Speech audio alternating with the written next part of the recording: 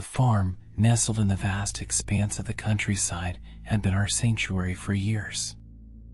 My wife and I had grown to love the solitude, the quiet rhythm of life that echoed through the rolling hills and expansive fields.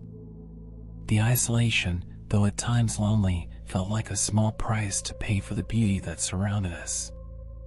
On that fateful night, the air was thick with an eerie stillness. The late evening was spent cozied up on the couch, watching a movie together. The glow of the screen flickered across our faces, casting shadows that danced along the walls. As the credits rolled and the movie concluded, I glanced at the clock. It was time for some routine work before heading to bed.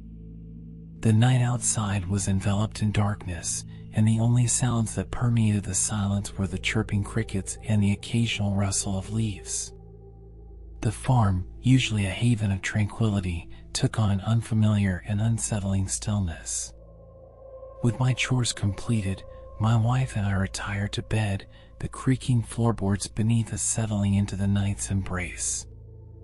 Sleep began to claim us, but it was abruptly interrupted by the frantic barking of our dogs. At first, I dismissed it as the usual nocturnal disturbances, perhaps a passing animal triggering their protective instincts. Ignoring the commotion, I tried to drift back into the realm of dreams.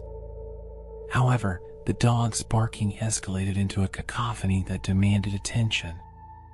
It was then, in the thick silence that followed, that the distant but unmistakable sound of sheep screaming reached our ears. A cold shiver ran down my spine, cutting through the warmth of the blankets. Realization struck me like a bolt of lightning. Something was terribly wrong with the flock.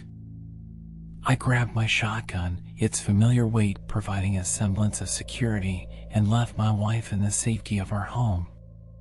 The night air was crisp, and the moon cast an ethereal glow over the farm.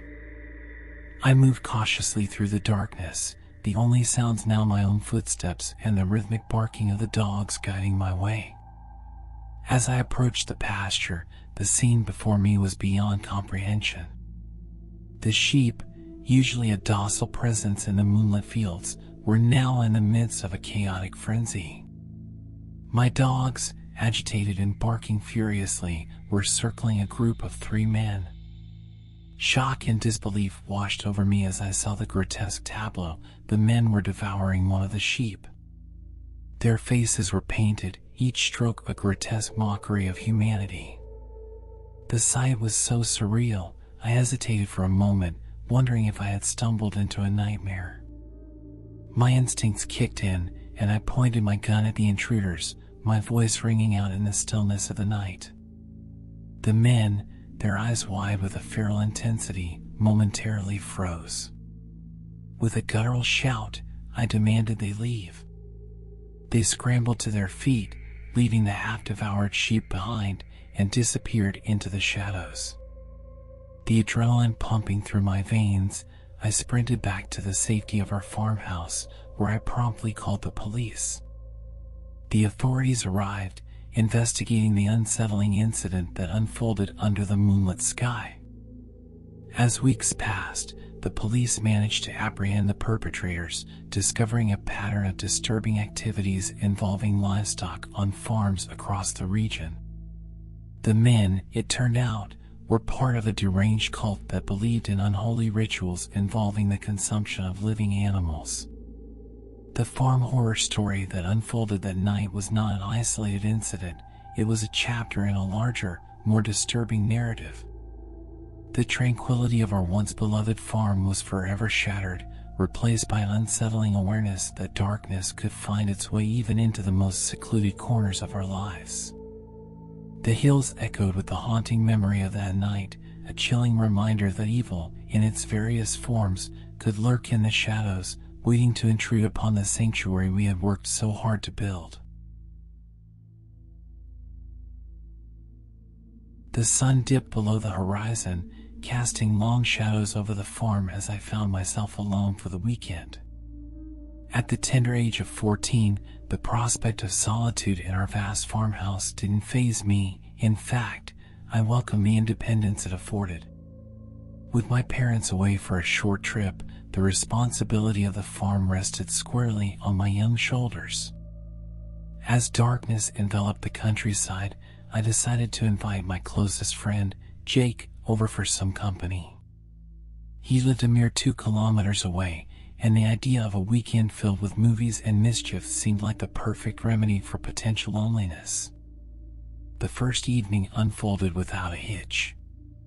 We devoured bags of popcorn, laughed at cheesy horror movies, and reveled in the freedom of being unsupervised. However, as the clock approached 11 p.m., a nagging thought tugged at the edges of my consciousness. I needed to secure the barn and check on the animals before settling in for the night.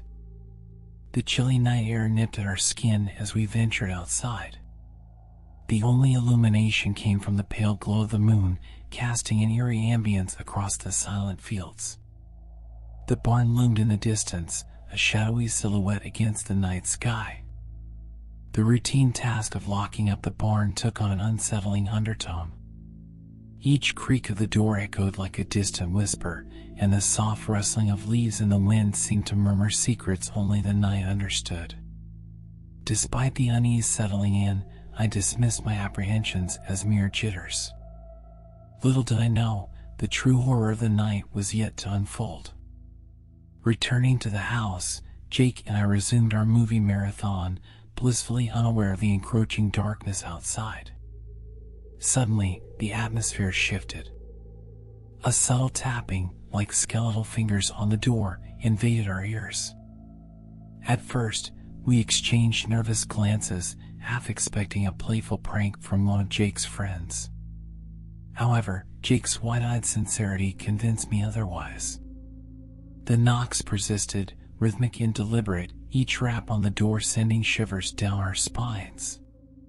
The once comforting farmhouse now felt like a fortress besieged by an unseen enemy. Gathering my courage, I grabbed my father's shotgun, its weight unfamiliar and intimidating in my hands. I approached the door, a mix of fear and determination coursing through me. With each step, the knocks grew louder, more insistent. In a voice that betrayed my trembling nerves, I demanded to know who was there. The only response was an eerie silence, punctuated by the occasional creaking of the old farmhouse. Then, a sudden scuffling sound and the unmistakable thud of hurried footsteps retreating into the night. My heart pounded in my chest as I hesitated to open the door. Fear held me in its icy grip, and the vast darkness beyond seemed to swallow any trace of the intruder. I called my dad, panic coloring my voice, and explained the bizarre encounter. He assured me he'd be home within the hour. As I sat there, clutching the shotgun, the realization sank in. I had narrowly avoided a potential home invasion. The isolated farm, once a sanctuary, now harbored a lingering sense of vulnerability. The weekend that started with the promise of freedom and adventure had morphed into a harrowing tale of fear and survival. When my dad finally arrived, he reassured me and contacted the local authorities. They patrolled the area, but the mysterious visitor had vanished into the night, leaving behind only the echoes of his unwelcome intrusion. The farm, once a backdrop for idyllic childhood memories, became a haunting landscape where the line between safety and peril blurred. The knowledge that someone had ventured so close to my doorstep, their intentions unknown, cast a long shadow over the innocence of my youth. From that night on, the farm held a silent secret, a tale of a chilling knock in the dead of night that forever changed the way I viewed the solitude of my rural home. The years passed, and the farm became my solitary haven. The sprawling fields that once echoed with the laughter of a family now only whispered with the rustling of leaves and the distant howls of the wind. I embraced the solitude, finding solace in the routine of tending to the land. Little did I know that one fateful autumn night would shatter the tranquility that had become my refuge. It was a bone-chilling evening, the kind that sent shivers down your spine. The fireplace crackled in my humble farmhouse as I sat alone, wrapped in the warmth of my memories. The nearest neighbors were miles away, and the isolation had become second nature to me. The only company I had was the soft glow of the television. As I lost myself in the flickering images on the screen, an eerie sound interrupted the silence. At first, it was subtle, like the soft padding of footsteps on fallen leaves. I dismissed it as the product of an overactive imagination, attributing the noise to the wind or the nocturnal creatures that roamed the countryside. But the footsteps persisted, growing louder and more deliberate. An unsettling feeling crept over me, and a sense of foreboding gripped my heart. Instinctively, I reached for the shotgun I kept by the door. The old weapon felt heavy in my hands, a relic of a time when the world outside my farm was less forgiving. With each step I took towards the door, the sound outside intensified. The creaking floorboards beneath my feet echoed my pounding heartbeat. The night seemed to hold its breath as I cautiously opened the door and stepped into the chilly darkness. The moon cast an ethereal glow over the landscape, revealing the contours of my backyard. That's when I saw him, a hunched figure, moving stealthily among the shadows. Clad in tattered clothes and weathered by time, the intruder resembled an apparition from a bygone era. A surge of adrenaline coursed through my veins as I raised the shotgun and called out, commanding the intruder to show himself. The figure froze, and the night air became charged with tension. A raspy voice responded, explaining that he had fallen on hard times, lost his job, and desperation had led him to my doorstep. I hesitated, torn between compassion and the need to protect what little I had left. The intruder made no move to conceal his intentions, admitting he sought to steal to survive. A complex mix of empathy and fear clouded my judgment as I ordered him to raise his hands. As the minutes passed, I contemplated the harsh reality that life had dealt us both. But compassion could only stretch so far, and the primal instinct for self-preservation surged within me. In an attempt to flee, the intruder made a desperate dash towards the darkness. Reflexively, I pulled the trigger, and the deafening blast shattered the stillness of the night. The intruder crumpled to the ground, a cry of pain escaping his lips.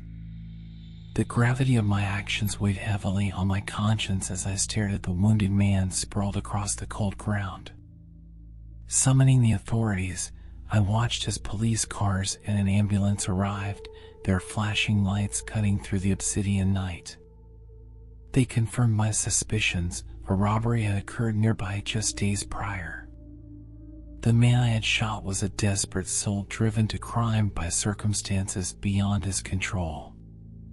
The incident left an indelible mark on my farm. I heeded the advice of the law enforcement officers and installed security cameras around the property. The once tranquil landscape now bore the scars of that fateful night, a reminder that even the most isolated places could not escape the darkness that lurked beyond their borders. In the aftermath, I couldn't shake the haunting image of the intruder, his eyes reflecting a blend of fear and resignation. The solitude that once offered me solace now seemed suffocating, as if the land itself held the echoes of that night. The farm became a silent witness to the fragility of life, and I, its reluctant guardian, found myself forever changed by the farm horror story that unfolded in the shadows of that cold autumn night.